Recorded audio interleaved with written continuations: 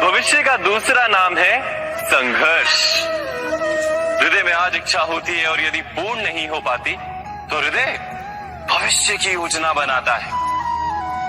भविष्य में इच्छा पूर्ण होगी ऐसी कल्पना करता रहता है, किंतु जीवन ना तो भविष्य में है ना अतीत में। जीवन तो इस क्षण का नाम, अर्थात इस क्षण का अनुभव ही जीवन का अनुभव। पर हम ये जानते हुए भी इतना सा सत्य समझ नहीं पाते। या तो हम बीते हुए समय के स्मरणों को घेर कर बैठे रहते हैं, या फिर आने वाले समय के लिए हम योजनाएं बनाते रहते हैं और जीवन जीवन बीत जाता है। एक सत्य यदि हम हृदय में उतार लें कि ना हम भविष्य देख सकते हैं, ना ही भविष्य निर्मित कर सकते हैं, हम तो केवल धैर्य और साहस के साथ भविष्य को आलिंगन दे सकते हैं, स्वागत कर सकते हैं भविष्य का। तो क्या जीवन का हर पल जीवन से नहीं भर जाएगा? स्वयं विचार कीजिए।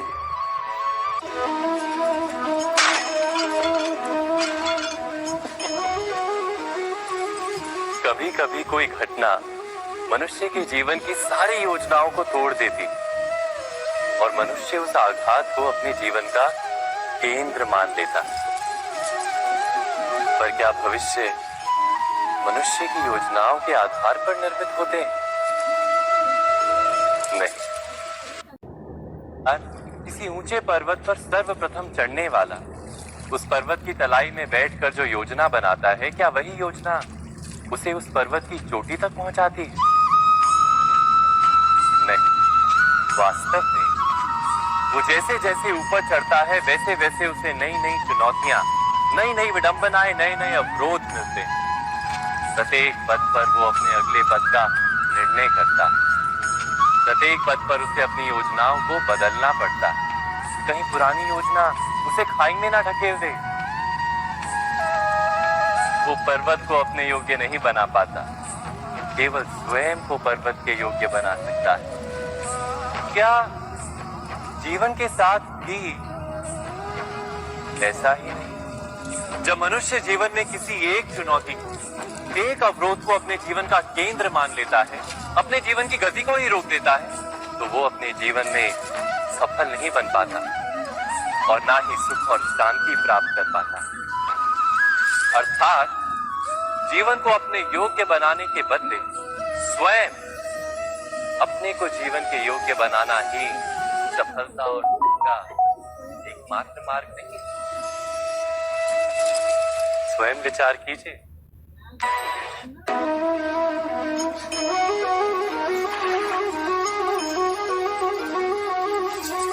पिता सदा ही अपने संतान के सुख की कामना करते हैं, उनके भविष्य की चिंता करते रहते हैं। इसी कारणवश सदा ही अपने संतानों के भविष्य का मार्ग स्वयं निश्चित करने का प्रयत्न करते रहते हैं।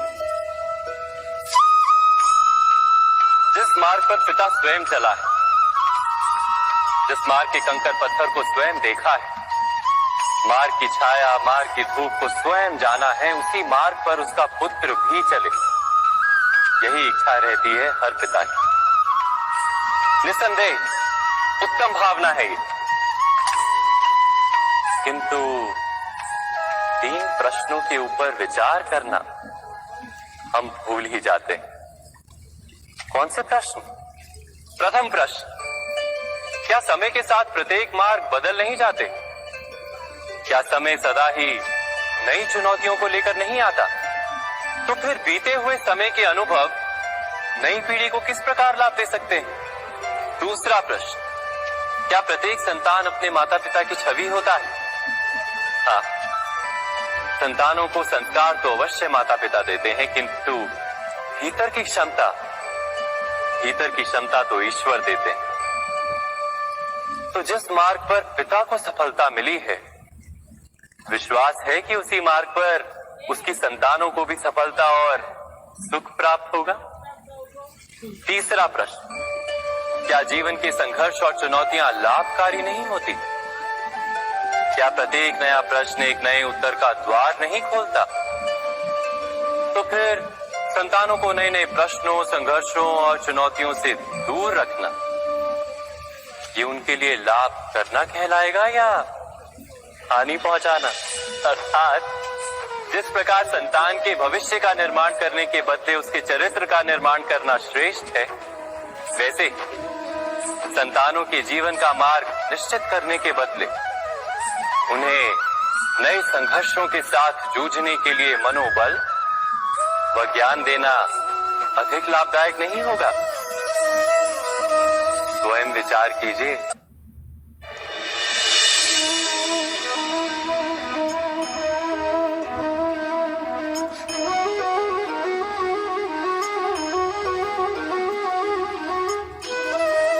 जीवन का हर क्षण निर्णय का क्षण होता है। प्रत्येक पद पर दूसरे पद के विषय में कोई निर्णय करना ही पड़ता है और निर्णय अपना प्रभाव छोड़ जाता है। आज किए गए निर्णय भविष्य में सुख अथवा दुख निर्मित करते हैं, ना केवल अपने लिए, अपने परिवार के लिए भी, आने वाली पीढ़ियों के लिए भी। जब कोई दुविधा सामने आती है तो मन व्याकुल हो जाता है, अनिश्चय से भर जाता है। निर्णय का वो क्षण युद्ध बन जाता है और मन बन जाता है युद्ध भूमि। अधिकतर निर्णय हम दुविधा का उपाय करने के लिए नहीं, केवल मन को शांत करने के लिए लेते हैं। पर क्या कोई दौड़ते हुए भोजन कर सकता है? नहीं। तो क्या युद्ध से जूझता हुआ मन कोई योग्य निर्णय ले पाएगा? वास्तव में शांत मन से जब कोई निर्णय करता है तो अपने लिए सुखद भविष्य बनाता है। किंतु अपने मन को शांत करने के लिए जब कोई निर्णय करता है तो वो व्यक्ति भविष्य में अपने लिए कांटों भरा वृक्ष लगाता है। स्वयं विचार कीजिएगा।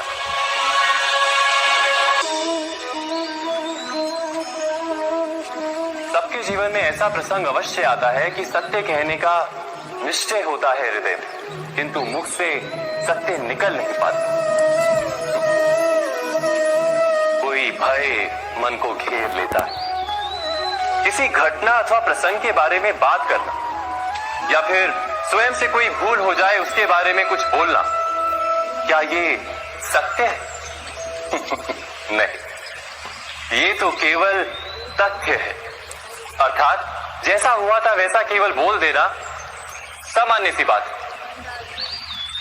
किंतु कभी कभी उस तथ्य को बोलते हुए भी भय लगता है। कदाचित किसी दूसरे की भावनाओं का विचार आता है मन, दूसरे को दुख होगा ये भय भी शब्दों को रोकता है। तो ये सत्य क्या है? क्या हमने कभी विचार किया है? जब भय रहते हुए भी कोई तथ्य बोलता है तो वो सत्य कहलाता है। वास्तव में सत्य कुछ और नहीं, केवल निर्भयता का दूसरा नाम है। और निर्भय होने का कोई समय नहीं होता, क्योंकि निर्भयता आत्मा का स्वभाव है। अर्थात क्या प्रत्येक क्षण सत्य बोलने का क्षण नहीं होता?